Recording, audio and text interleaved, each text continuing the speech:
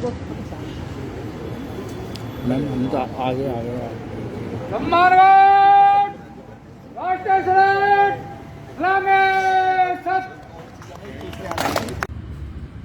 सभा के परिसर में पधारे हुए माननीय कलेक्टर साहब, सीओ जिला परिषद, सभी एडीएम साहिबान, एडीसी साहब और सभी जो अधिकारीगण और कर्मचारीगण जो पधारे हैं, आप सबको मैं बहुत बहुत शुभकामनाएं देता हूं, बहुत बहुत बधाई देता हूं।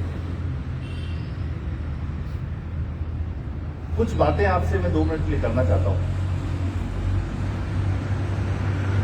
ये है अपना राजपूताना, नाज इसे तलवारों पे, इसने सारा जीवन काटा बर्छी तीर कटारों पे।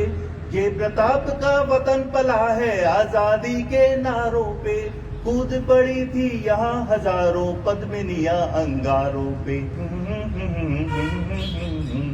बोल रही है कण कण में कुर्बानी राजस्थान की, इस मिट्टी से तिलक करो ये धरती है बलिदान की। वंदे मातरम, वंदे मातरम, वंदे मातरम, वंदे मातरम। आज मातृभूमि को याद करने का दिन है। आज वीरों की कुर्बानी है, उनको याद करने का दिन है। और वैसे तो आप सब परिचित हैं कि 15 अगस्त 1947 को देश आजाद हुआ तो स्वतंत्रता दिवस हम मनाने लगे। 26 नवंबर 1949 को जब संविधान निर्मात्री सभा ने देश के संविधान को आत्मनिर्मित किया, अधिनियमित किया, उसको स्वीकार किया, तो हम संविधान दिवस मनाने लगे। और आज से ठीक 72 ईयर्स पहले देश के प्रथम राष्ट्रपति श्री राजेंद्र प्रसाद जी ने 21 तोपों की सलामी के साथ दिल्ली में पहली बार ध्वजारोहण किया था। और ये प्रतीक था कि भारत एक लोकतांत्रिक, संप्रभु, गणतंत्र देश बन गया है। India became a sovereign democratic Republic. और मैं समझता हूं ये हमारे लिए, सबके लिए बहुत गर्व की बात है, बहुत सम्मान की बात है। भारत भूमि पे जन्म लेना ही गर्व की बात है, बहुत सम्मान की बात है। यह वह भूमि है जहां पे मर्यादा पुरुषोत्तम भगवान श्री राम ने जन्म लिया, विष्णु के 8वें अवतार श्री कृष्ण ने जन्म लिया, पूरे संसार को अष्टांगी आर्य मार्ग दिखाने वाले गौतम बुद्ध ने जन्म लिया, बीत रात बीत भय जैन धर्म के 24वें तीर्थंकर महावीर स्वामी ने जन्म लिया, गुरु गोविंद सिंह ने जन्म लिया, जिन्होंने खालसा पंथ की स्थापना करी। और ये जो मैंने 5 नाम लिए, इससे आपको पता लगा होगा कि भारत वाकई एक विश्व गुरु है। इसलिए क्योंकि दुनिया में जो 8 धर्म हैं, उसमें से 4 का उद्भव, 4 की उत्पत्ति हमारे देश में हुई। ये हमारे लिए गौरव की बात है, बड़ी बात है। और भारत विश्व को क्या दे सकता है, उस पर विचार करने की बात है। और अगर एक नाम नहीं लूंगा मैं तो बात अधूरी रहेगी। एक ऐसा धर्म जो सत्य और अहिंसा पर आधारित है, जिसे पूरी दुनिया मानती है, चाहे कोई भी धर्मावलंबी हो। हमारे राष्ट्रपिता बापू ने जो धर्म दिया, अहिंसा का संदेश दिया। न सिर्फ देश में जन्म लेना गौरव की बात है, मैं समझता हूं एक लोक सेवक के रूप में जो हमारी भूमिका हमें निभाने का अवसर मिला है। और मैं इससे आगे जाके कहूंगा कि यह परमपिता परमेश्वर ने हमारे इस जीवन काल के लिए हमें लोक सेवक की भूमिका के रूप में चुना है। ये उसकी युक्ति है, उसकी रचना है।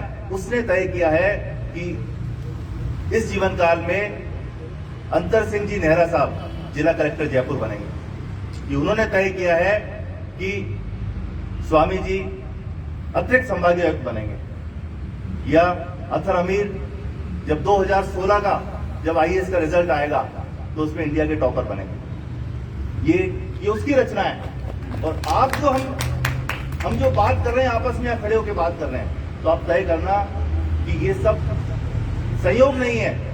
It is not by chance, it is not by default, it is by design.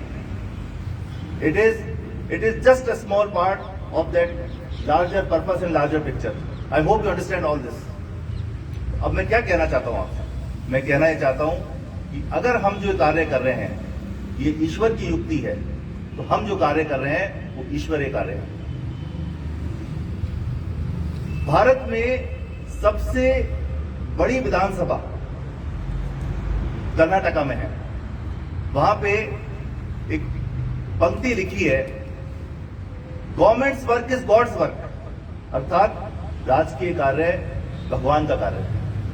और अगर मानो तो ये बिल्कुल सही है, क्योंकि हम जो कर सकते हैं, जो जितने भूखे व्यक्तियों का आप पेट भर सकते हो, या जितने प्यासे लोगों को पानी पिला सकते हो, या नरेगा योजना में आप जितने लोगों को रोजगार दे सकते हो, या जो मैडम है या प्रिंसिपल मैडम खड़ी हैं जो बच्चों को पढ़ा सकती हैं, अच्छा उनका भविष्य बना सकती हैं, डॉक्टर बना सकती हैं, इंजीनियर बना सकती है, कलेक्टर भी बना सकती है, कुछ भी बना सकती हैं, ये जो हमें अवसर दिया है ये वाकई दैवीय कार्य है, ईश्वरीय कार्य है।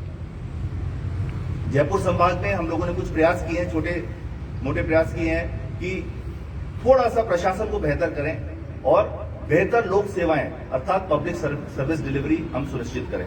उसमें आप सबका बहुत सहयोग मिल रहा है, विशेषकर इकबाल जी जो हमारे सीनियर मोस्ट एडीएम है, आपको मैं बहुत बहुत धन्यवाद करना चाहूंगा कि आपने पूरे कलेक्ट्रेट के स्टाफ को बहुत मोटिवेट किया। कलेक्टर साहब आपने किया, अतर आपने किया, क्योंकि सब लोग मिलकर जब कार्य करेंगे, और जैसा ये कह रहे थे रामधारी सिंह जी दिनकर की पोएम के माध्यम से कि जब मानव जोर लगाता है पत्थर पानी बन जाता है, हम सब लोग मिलकर अगर प्रयास करेंगे तो बिल्कुल ये संभव है कि हम best governance, best public service delivery पूरे राजस्थान में दे सकते हैं।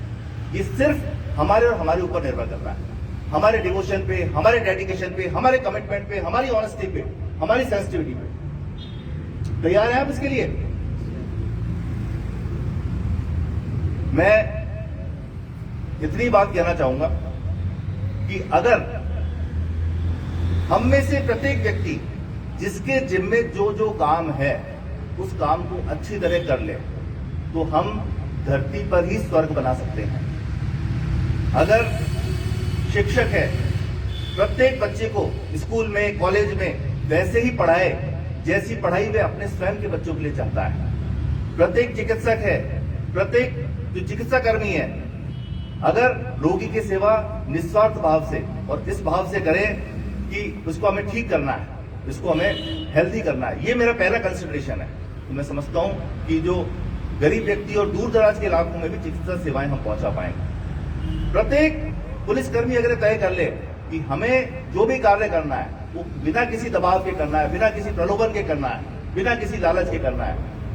प्रत्येक राज्य कर्मी है, राज्य अधिकारी है, अगर तय कर ले कि दफ्तर में जो भी व्यक्ति हमारे पास हमारे काम के लिए, अपने काम के लिए आता है, हम उसका काम बिना कुछ अपेक्षा किए, बिना किसी सिफारिश के, बिना किसी स्वार्थ के पूरा कर दें।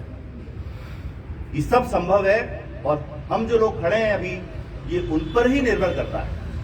और अगर ऐसा होगा तो हम पाएंगे कि हमारा राजस्थान, हमारा जयपुर संभाग, हमारा भारत पहले से शिक्षा के क्षेत्र में आगे बढ़ गया है, चिकित्सा सुविधाएं मिलने लग गई हैं। अगर इंजीनियर्स अपना काम अच्छे तरह कर रहे हैं तो हम पाएंगे कि घर घर तक पानी, बिजली, सड़क पहुंच गई है। और अगर प्रशासक जो यहाँ पे जो अधिक संख्या में बैठे हैं, अगर हम तय कर लें मुगा साहब, तो बिल्कुल ये बात तय है कि बेटर गवर्नेंस दे पाएंगे, सुशासन दे पाएंगे, राज्य सरकार की योजनाओं को धरातल पर उतार पाएंगे। जो संवेदनशील, पारदर्शी और जवाबदेह प्रशासन की जो बात की जाती है वो कागज में नहीं रहेगी, वो धरती पर उतर पाएगी।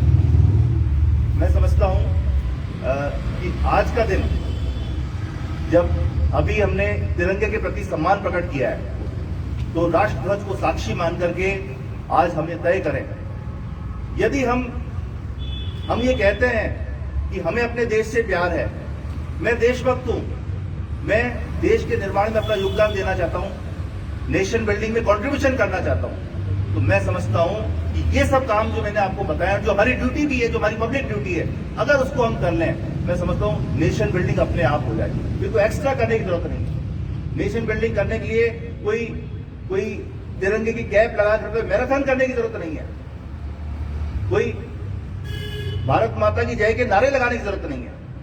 सब काम ऑटोमेटिकली सही हो जाएंगे अगर जो भी हमारी ड्यूटी है उसको हम पूरे मन से, पूरे कर्तव्य निष्ठा से और पूरी ईमानदारी से अंजाम दें। आप तैयार हैं इसके लिए? बस मुझे आपसे इतनी बात कहनी थी और दो शब्द जो मुझे बहुत पसंद है कलेक्टर साहब, वो आपसे शेयर करना चाहता हूं। मैं आपसे चाहूंगा अगर आपको अच्छा लगता है तो आप इसको साथ साथ दोहराएं, यही हमारा आज का संकल्प भी होगा। आओ मेहनत को अपना ईमान बनाए, अपने हाथों को अपना भगवान बनाए, राम की इस धरती को, गौतम की भूमि को, सपनों से भी प्यारा हिंदुस्तान बनाए। नया खून है, नई उमंगे, अब है नई जवानी, हम हिंदुस्तानी, हम हिंदुस्तानी, हम हिंदुस्तानी, हम हिंदुस्तानी। छोड़ो कल की बातें, कल की बात पुरानी, नए दौर में लिखेंगे मिलकर नई कहानी, हम हिंदुस्तानी, हम हिंदुस्तानी। नया खून है, नई उमंगे, अब है नई जवानी, हम हिंदुस्तानी, हम हिंदुस्तानी, हम हिंदुस्तानी, हम हिंदुस्तानी। छोड़ो कल की बातें, कल की बात पुरानी, नए दौर में लिखेंगे मिलकर नई कहानी, हम हिंदुस्तानी, हम हिंदुस्तानी। तो सब हिंदुस्तानी तैयार है? चलिए, जय हिंद, जय भारत।